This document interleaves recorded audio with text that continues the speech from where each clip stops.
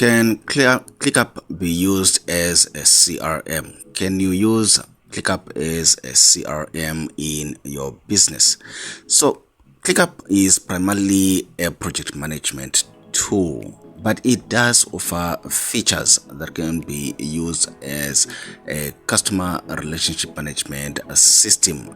Features like pipelines, dashboards, automations, and various other templates that a team in your business can basically use to manage leads, track deals, maintain customer relationship without needing a separate CRM platform.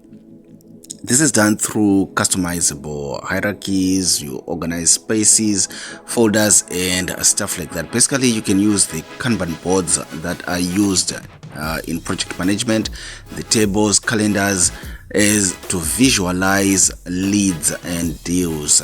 So the statuses that you normally use for project management, you can basically also use them to track stages like leads, negotiation, closed, won, closed, lost, and that stuff. So yes, ClickUp can be used as a CRM. If you have it, you don't need a separate CRM system for your business.